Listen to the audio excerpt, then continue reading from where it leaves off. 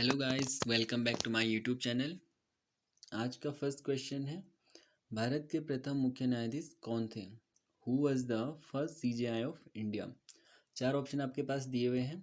First option है NV. Ramana, second option है you Lalit, third option है फातिमा बीबी, फोर्थ ऑप्शन है एच.जे. कार्निया। तो इसका जो राइट आंसर हो जाएगा वो हो जाएगा ऑप्शन नंबर डी, एच.जे. कार्निया। तो इसके साथ साथ तीन ऑप्शन हमारे पास और मिलते हैं। इनको अगर एक्सप्लेन करें तो जो एन.वी. रमन्ना है वो भारत के प्रेजेंट सीजेआई हैं और ये इंडिया के 48th नंबर के सीजेआई हैं। सेकंड ऑप्शन है यू ललित, तो ये इंडिया के 27 अगस्त को सीजेआई बनने वाले हैं इंडिया के, और ये केवल 75 डेज 75 दिन तक ही भारत के सीजेआई रहेंगे।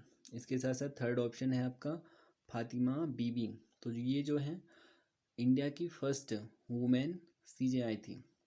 प्रथम महिला जो आपकी चीफ जस्टिस ऑफ इंडिया थी वो थी फातिमा बीबी।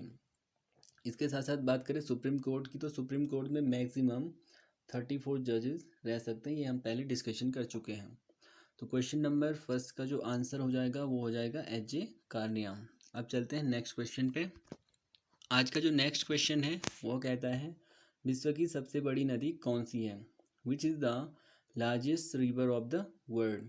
चार ऑप्शन आपके पास दिए हुए हैं। फर्स्ट ऑप्शन कहता है नील नदी, सेकंड ऑप्शन कहता है अमेजन नदी, थर्ड ऑप्शन कहता है गंगा नदी, फोर्थ ऑप्शन कहता है गोदावरी नदी। तो इस क्वेश्चन का जो राइट आंसर हो जाएगा वो हो जाएगा नील नदी।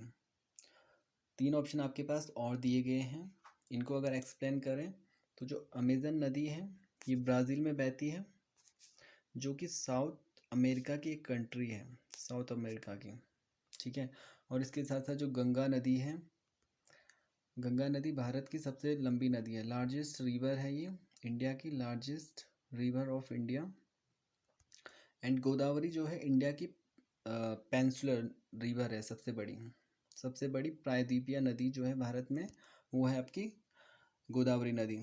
इसके साथ साथ बात करें नील नदी की, तो जो नील नदी है वो साउथ अफ्रीका की एक रिवर है, साउथ अफ्रीका में बहने वाली एक नदी है। और इसके साथ साथ जो नील नदी है इसकी मुख्यतः दो सहायक नदियां हैं, जो कि ब्लू नाइल और उसके साथ साथ वाइट नाइल है, ठीक है। तो जो क्वेश्चन नंबर सेकंड है, विश्व की सबसे बड़ी नदी कौन सी होगी, इसका जो राइट आंसर हो जाएगा वो हो जाएगा नील नदी। अब चलते हैं नेक्स्ट क्वेश्चन पे। आज का जो नेक्स्ट क्वेश्चन होगा वो कहता है, शरीर में पाई जाने वाली सबसे बड़ी हड्डी का नाम क्या है? Which is the largest bone of the body? जो आपकी बॉडी है उसमें सबसे बड़ी हड्डी कौन सी है? चार ऑप्शन आपके पास दिए गए हैं। फर्स्ट ऑप्शन कहता है टीबिया, सेकंड ऑप्शन है फीमर, थर्ड ऑप्शन कहता है स्टेपीज, फोर्थ ऑप्शन कहता है रेडियस।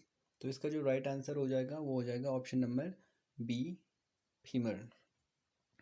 तीन ऑप्शन और हैं तो इनको एक्सप्लेन करते हैं। फर्स्ट कहता है टीबिया, तो ये हमारी टांगों में पाई जाने वाली एक हड्डी है, लेग्स में पाई जाने वाली। इसके साथ साथ स्टेपीज आपके ईयर में होती है, कान में पाई जाने वाली एक हड्डी है। और ये सबसे स्मॉलेस्ट बोन है हमारे शरीर में पाई जाने वाली, स्मॉलेस्ट, ठीक है। और जो रेडियस है ये आपके हाथ में पाई जाती है, हैंड, ठीक है।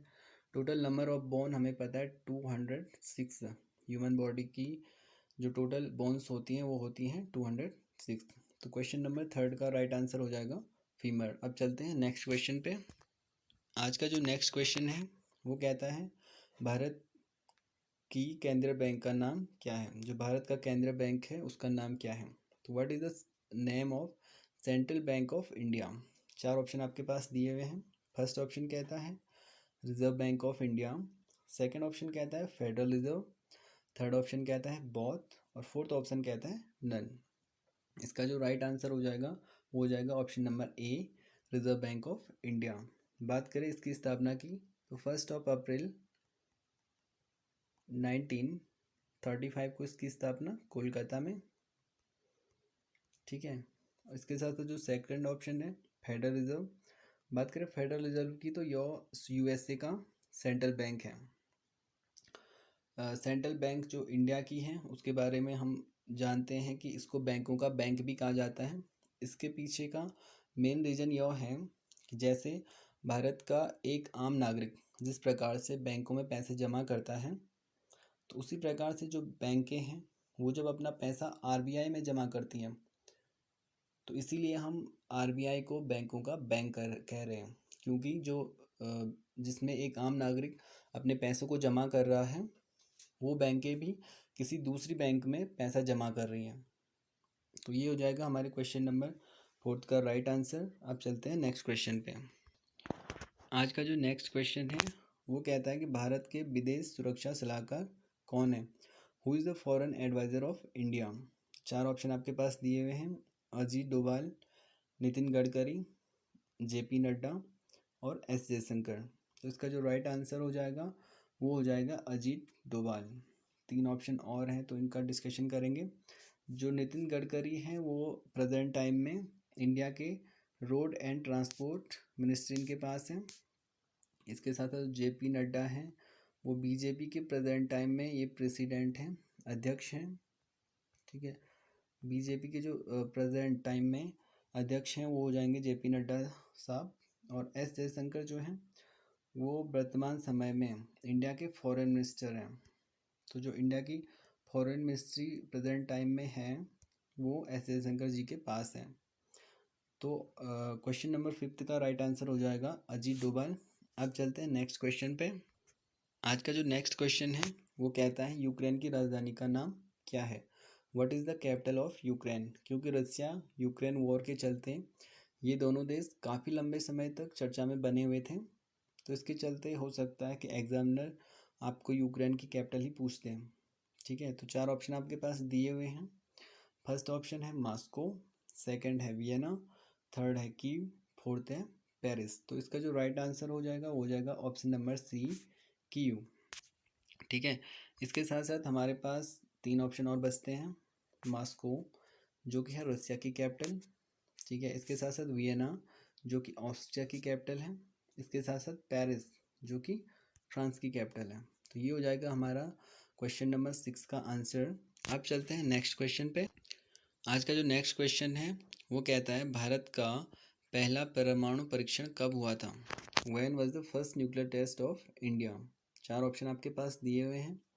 फर्स्ट ऑप्शन कहता है 11 मई 1998, 8 मई 1974, 11 मई 2000 और नन।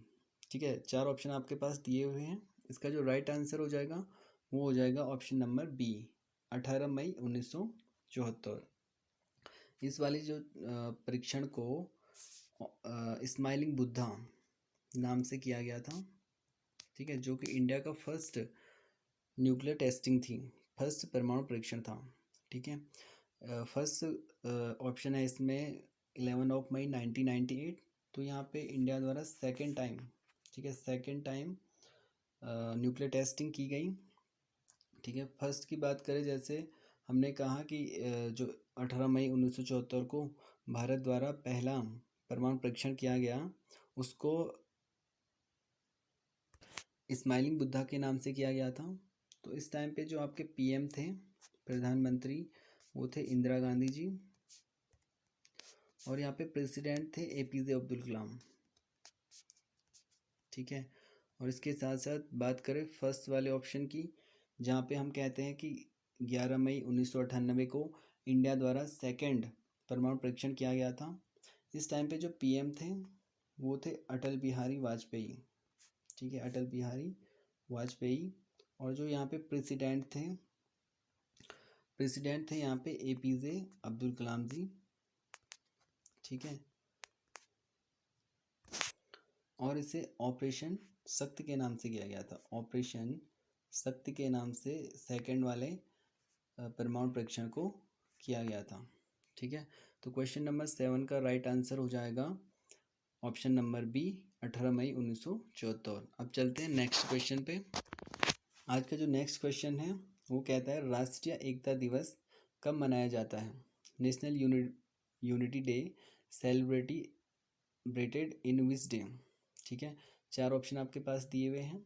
फर्स्ट ऑप्शन कहता है 31 अक्टूबर, सेकंड है 11 मई, थर्ड ऑप्शन है 11 जुलाई, फोर्थ ऑप्शन है 25 दिसंबर।